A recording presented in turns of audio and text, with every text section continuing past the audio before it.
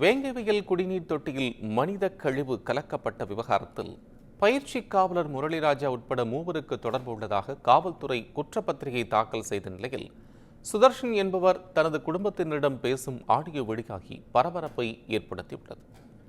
புதுக்கோட்டை மாவட்டம் வேங்கவையில் கிராமத்தில் உள்ள மேல்நிலை நீர்த்தேக்க தொட்டியில் தண்ணீர் கடந்த 2022ஆம் ஆண்டு டிசம்பர் மாதம் 26ஆம் தேதி மனித கழிவு கலக்கப்பட்டது நாடு முழுவதும் அதிர்வலைகளை ஏற்படுத்தியது. இதுகுறித்து கடந்த 737 நாட்களாக விசாரணை மேற்கொண்டு வரும் சிபிசிஐடி போலீசார் முதல் தகவல் அறிக்கை மட்டுமே தாக்கல் செய்திருந்தனர். இந்த வழக்கு தொடர்பாக 300க்கும் மேற்பட்டவர்களிடம் நேரடி சாட்சியங்களும் 5 பேரிடம் குரல் மாதிரி பரிசோதனைகளும் 31 பேரிடம் DNA பரிசோதனையும் மேற்கொள்ளப்பட்டது.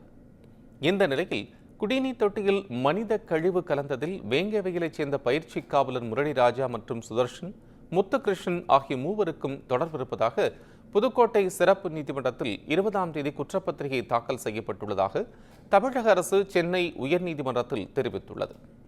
முட்டுக்காடு ஊராட்சித் தலைவர் பத்மா என்பவரின் கணவரை பழிவாங்கும் நோக்கில் குடிநீரில் மனித கழிவு கலக்கப்பட்டதாக குற்றப்பத்திரிகையில் தெரிவிக்கப்பட்டுள்ளது. முரளிராஜா பொய்த் தகவலை பரப்பியதாகவும் அதன்பின் குடிநீர் தொட்டி மீது ஏறிய முத்துகிருஷ்ணன் மற்றும் சுதர்ஷன் ஆகியோர் இந்த குற்றச்செயலில் ஈடுபட்டதாகவும் தமிழக அரசு உயர்நீதிமன்றத்தில் தெரிவித்துள்ளது. இதையடுத்து அறிக்கையை மனுவாக தாக்கல் செய்யும்படி தமிழக அரசுக்கு தலைமை நீதிபதி அமர்வு உத்தரவிட்டுள்ளது. இதனிடையே மேல்நிலை நீர்த்தேக்க தொட்டியில் இருவர் மலம் கலக்கும் வீடியோ ஒன்று சமூக வலைதளங்களில் வெளியாகி பரபரப்பை ஏற்படுத்தியுள்ளது. அதில் சுதர்ஷன் வீடியோ எடுக்கிறார் என்று பேசும் ஆடியோவும் உள்ளது.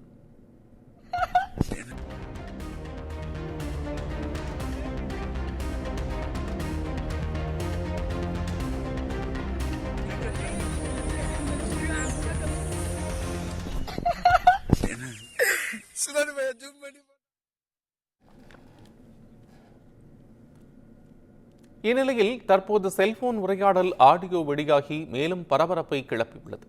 அதில் சுதர்ஷன் தன் குடும்பத்தினருடன் செல்போனில் உரையாடுவது இடம்பெற்றுள்ளது.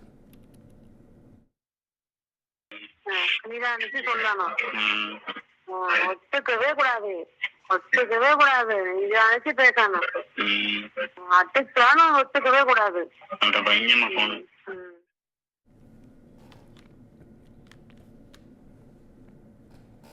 கடந்த 2 வருடங்களாக இதுபோன்ற எந்த தகவலும் வெளிவராத நிலையில் நீதிமன்றத்தில் காவல்துறை குற்றப்பத்திரிகை தாக்கல் செய்தபின் வீடியோ மற்றும் ஆடியோ சமூக வலைதளங்களில் பரவி வருவது பொதுமக்களுக்கு சந்தேகத்தை ஏற்படுத்தியுள்ளது.